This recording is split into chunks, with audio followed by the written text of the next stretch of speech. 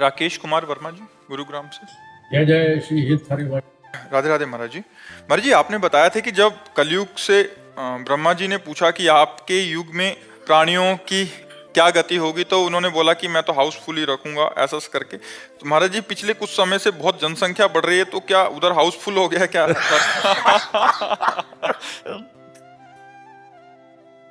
नहीं, जनसंख्या बढ़ने का क्रम होता है।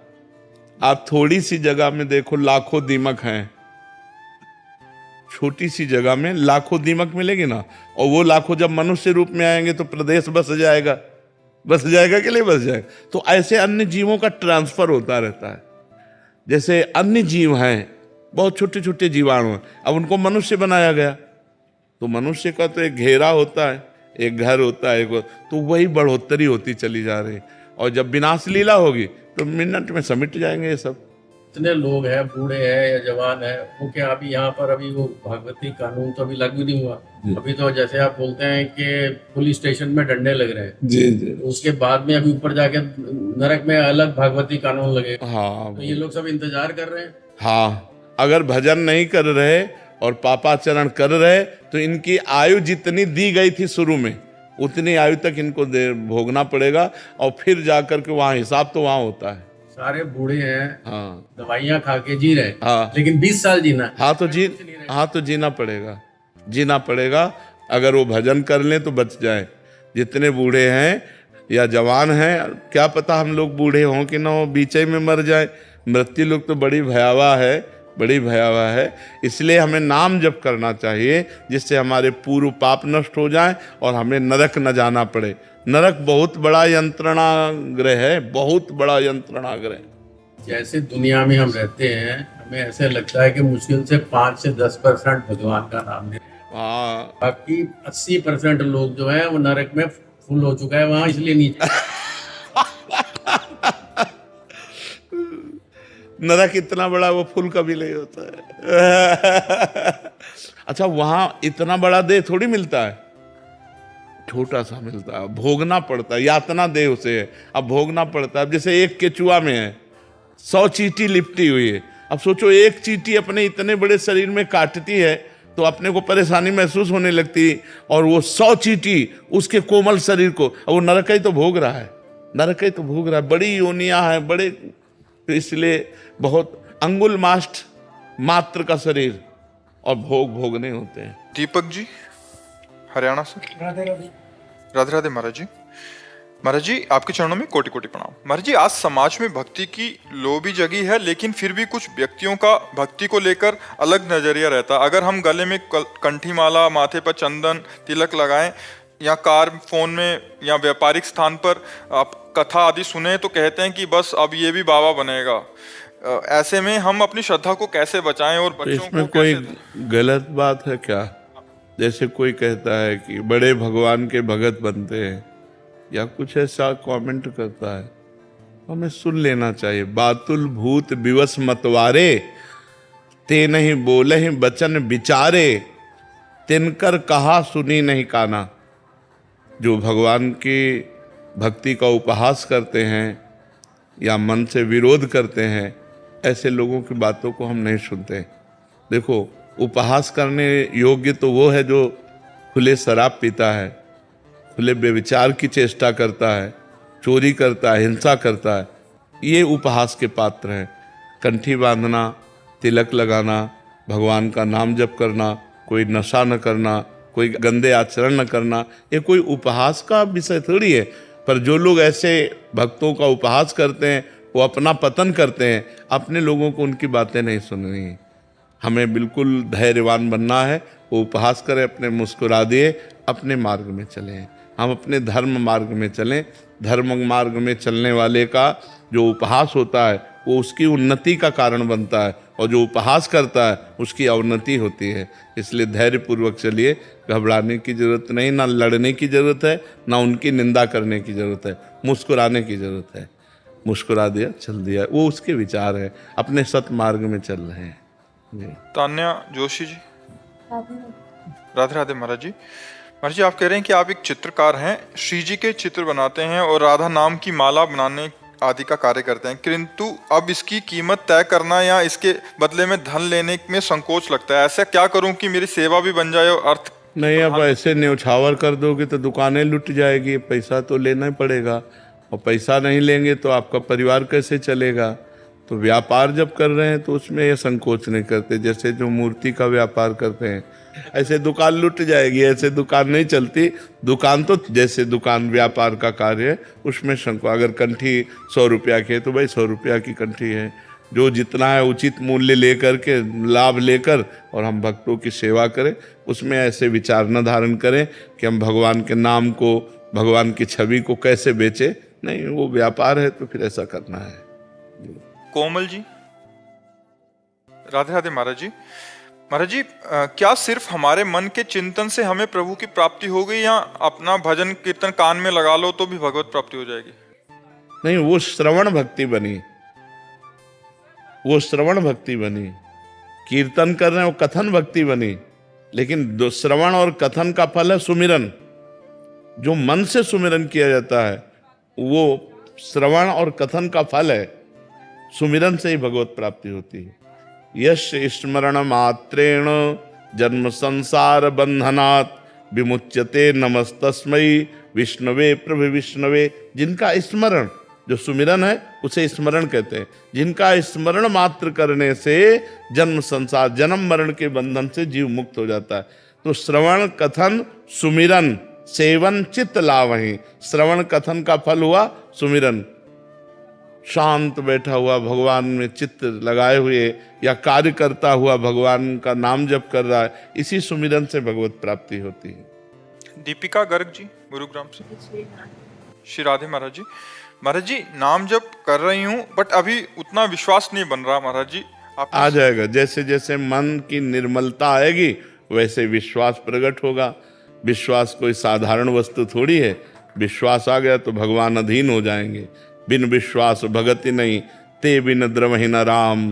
राम कृपा बिन सपन्यु, जीव न लह विश्राम। विश्वास से ही तो भक्ति सुदृढ़ होती है। तो अभी हमारा मन जितना मलिन रहेगा उतना वो भगवान पर विश्वास नहीं करेगा, और निर्मल मन हो जाएगा तो भगवान पे क्या।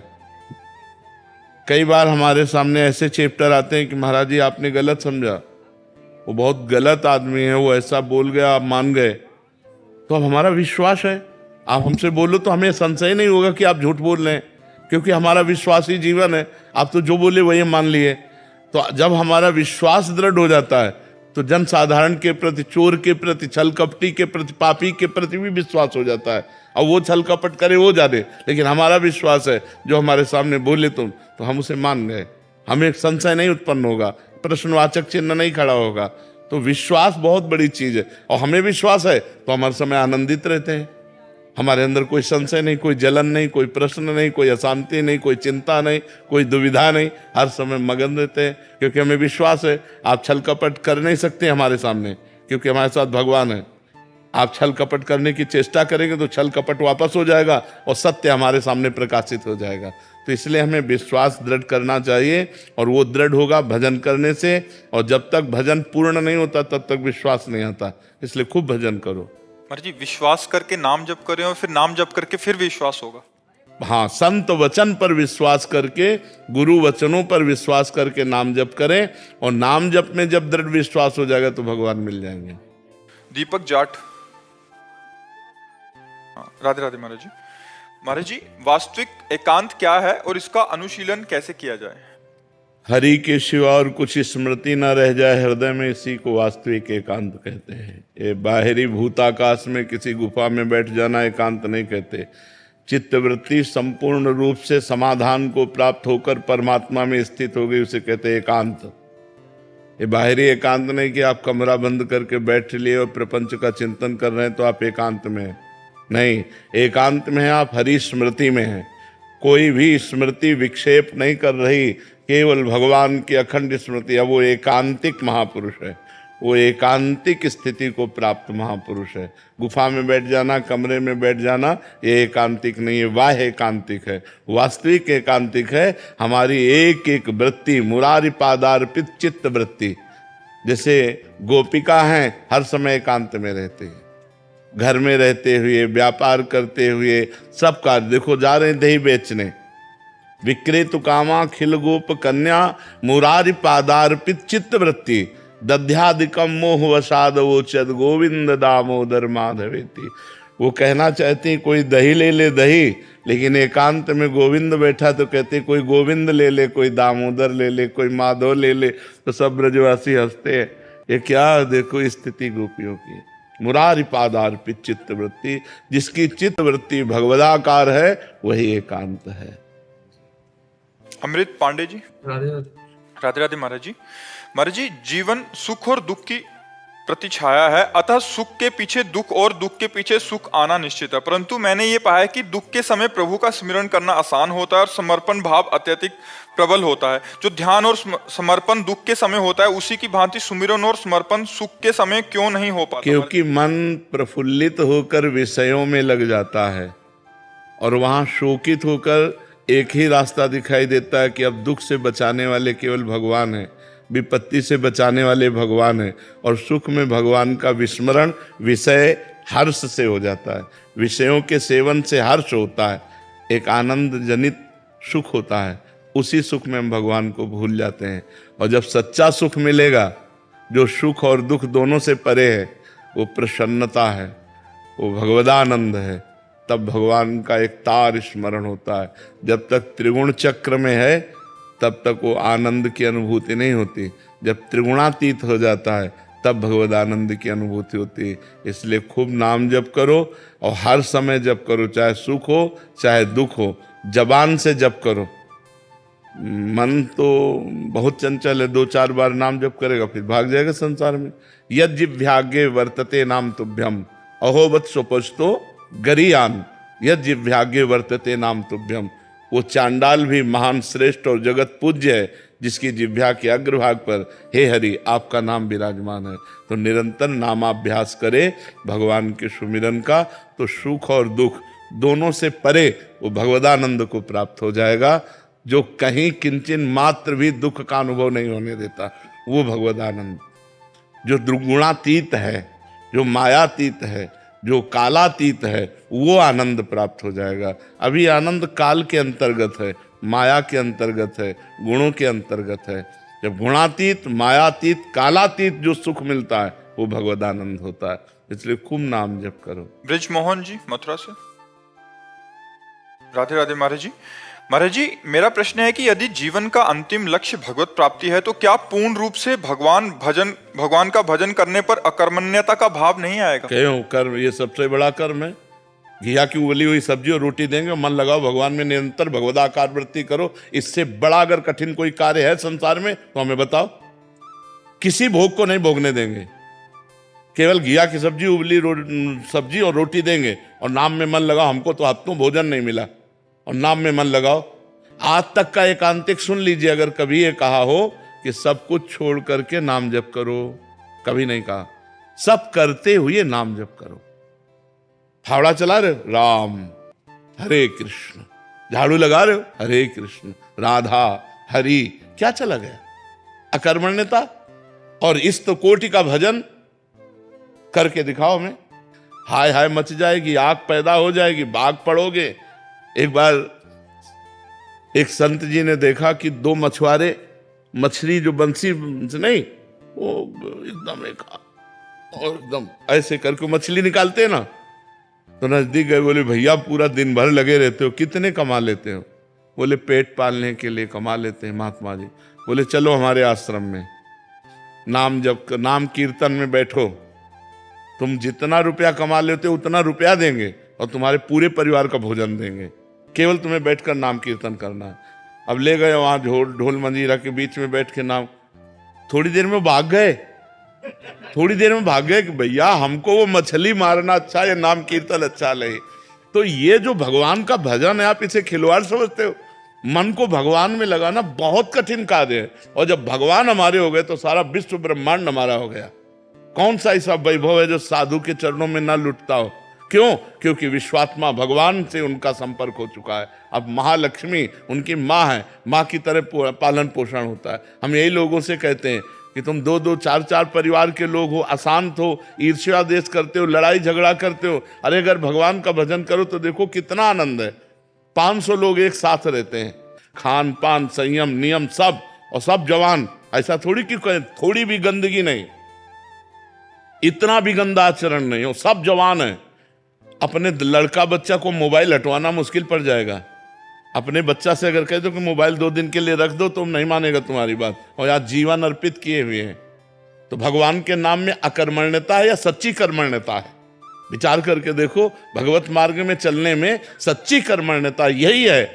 आपने खूब रुपया कमाया, खूब परिवार, खूब मकान, जब मरे तो क्या आपके साथ गया? और जब भगवान का नाम जापक मरता है तो संपूर्ण वैभव उसको प्राप्त होता है। भगवान का दिव्य लीलाएं, दिव्य वैभव, दिव्य सेवा, दिव्य आनंद प्राप्त होता है। यहाँ तो 4 दिन की जिंदगी है प्यारे। पानी का बुलबुला हो, कब मर जाओ कोई पता नहीं, कब फूट जाए पानी का बुलबुला कुछ पता नहीं है। इसलिए भगवान का नाम अकर्मण्यता नहीं है। और कोई भी भक्त भगवान नाम जप करने वाला अकर्मण्य दिखाई दे तो हमें बताओ। लाखों का कल्याण होता है उससे जो भगवान का भजन करता है। तो अकर्मण्य हुआ या सच्चा कर्म हुआ? लाखों की बुद्धि शुद्ध होती है। आप विचार करो, हम तरें औरों को भी तारें, हम खुश रहें औरों को भी खुश रहें, हम सच्चे मार्ग में चलें औरों को भी सच्चे मार्ग में चलाएं। तो ऐसा भावना ना किया जाए। फावड़ा चलाने में उतनी मेहनत नहीं जितनी मेहनत भगवान के भजन में है। करके देखो, 5 मिनट करके देखो, 5 मिनट मन को भगवान में लगा के देखो, हाहाकार मचा देगा। ये इस विषय से उस विषय, उस विषय से उस विषय, लगेगा धरो यार माला, झंझट है। बहुत कठिन है भगवान का भजन करना, कोई खिलवाड़ नहीं है। संपूर्ण वैभव का स्वामी उसके अधीन हो जाता है जो भगवान का नाम जप करता है। सुमिर पवन सुत पावन नामू, अपने बस करी राखे रामू। जब श्री कृष्ण अधीन हो जाते हैं, भक्ताधीन वना पूज्यो, गोपाल शास्त्र नाम में आता है, भक्ताधीन वना पूज्यो। भक्त के अधीन हो जाते हैं तो फिर वैभव तो एक बहुत छोटी बात है, तो माया है। कभी अकर्मण्यता का उपदेश नहीं होता। मैंने कहा था जैसे परिवार के प्रति भी हमारी उत्तरदायित्व है। कभी एकांतिक सुना है? हाँ, मैं कई बार सुना। तो कभी ऐसा सुना है क्या कि परिवार के भाग जाओ? नहीं नहीं, बिल्कुल नहीं। तो अपने हमने उपदेश किया है कि तुम किसी के भाई हो, तुम किसी के पति हो, तुम किसी के पिता हो, तुम्हारा एक धर्म है, उस धर्म का निर्वाह करते हुए परम धर्म का पालन करो। मामनुष्मर युद्ध च, अपने कर्तव्य को करते हुए भगवान का नाम स्मरण करना। कभी ऐसा नहीं कहा कि तुम घर परिवार छोड़कर बाबा जी बन जाओ, और बन भी नहीं सकते। बहुत कठिन है। हाँ, बैलेंस बना के चलना तो सरल है। बैलेंस बना के कि आपके सामने हम साधु और ये सब, और पीछे इसके बाद मनमानी आचरण, मनमानी खान पान, मनमानी भोग, वो बात अलग है। लेकिन जो समाज में, वही एकांत में बहुत कठिन जीवन है। यम ही न व्यथ्यन्ते ते पुरुषम पुरुषर्षभ सम दुखा सुखाधीरम स्वमृतता कल्पते। जो इन वेदनाओं को सहकर राधा राधा कृष्ण कृष्ण कृष्ण, वो निकल बहादुर है। वो बहादुर पुरुष है जो मार मारता है काम, क्रोध, लोभ, मोह, मत, मत्सर, इन सब की मार को सहकर राधा राधा राधा, और आगे निकल जाता है। फेल हो गए तो संसार, पास हो गए तो भगवान। तो बहुत कठिन मार्ग है। देखो, दम्भ, नाटक और पाखंड ये ज्यादा पूज सकता है। हमारी बात समझना, ज्यादा पूज सकता है क्योंकि बहुत परफेक्ट रोल अदा करेगा, लेकिन वो साधु नहीं हो सकता। साधुता जो कैमरे के सामने और कमरे में एक है, वही साधु है। जो कैमरे के सामने कुछ दूसरा रूप होता है और कमरे में कुछ दूसरा रूप होता है। अपने फ्लैट में, अपने कमरे में, अपनी कुटिया में कुछ दूसरा रूप होता है। कोई बिरला एक होगा जिसका मन एक, वचन एक, कर्म एक, एकांत एक और समाज एक, जिसमें डुप्लीकेट नहीं, दम्भ नहीं, पाखंड नहीं। सच्ची भक्ति तब होती है। और ये सबसे कठिन बात है कि एकांत में तो हम आपसे प्रवचन कर रहे हैं यहाँ सब बैठे हुए, और जब हम अकेले हुए तब रो रहे हैं भगवान के लिए। ये सबसे बड़ी बात होती है। अकेले हुए तो भोगों का चिंतन कर रहे हैं, टीवी देख रहे हैं, गेम खेल रहे हैं, समय संसार में व्यतीत कर रहे हैं। तो डुप्लीकेट जीवन जीना बात अलग है, लेकिन वास्तविक भगवान के प्रति जीवन अर्पित करना बहुत कठिन बात है। हम भगवान के नाम के बल से, भगवान के चरणों के बल से इस माया पर पार पाते हैं। नहीं तो शिव विरंचिका मोहई शिव विरंची का मोह है, को है बपुरान। और बेचारा कौन हो सकता है? जब ब्रह्मा और शिव को भी माया मोहित कर ले तो अपने लोग तो जीव है। अपने लोगों को मुच्छताने कि हम माया पर विजय प्राप्त कर लेंगे तो बेवकूफ़ी ही है। भगवान की शरण में और भगवान के नाम बल से हम माया पर विजय प्राप्त कर सकते हैं। जी, आपकी कृपा से करोड़ों युवा भक्ति के मार्ग पर चल चुके हैं आपसे प्रेरित होकर के। और मैंने उड़ीसा से हम लोग, तो बहुत लोग बोलते हैं हम प्रेमानंद महाराज जी के मिले हैं कभी आप, तो हम वहाँ की उनके लेक्चर सुनते हैं, हम प्याज लहसुन नहीं खाते हैं। तो महाराज जी आपकी इस साधना की और आपके भक्ति के प्रभाव है। नहीं, इसमें हमारे भगवान की विशेष कृपा है। भगवान ये सब कर रहे हैं, करें करावें आप सब और जने बढ़ाई दे। आप करते हैं और अपने भक्त का यश करवाते बड़ी हैं। क्रांति है महाराज जी इस समय जो है। नहीं, भगवान सबका मंगल करें, भगवान सबको सुख दें, हमारी यही प्रार्थना है। क्योंकि उन्हीं की तो ये प्रचंड माया है, वही कृपा करें तो सब शांति हो जाए, उन्हीं से है।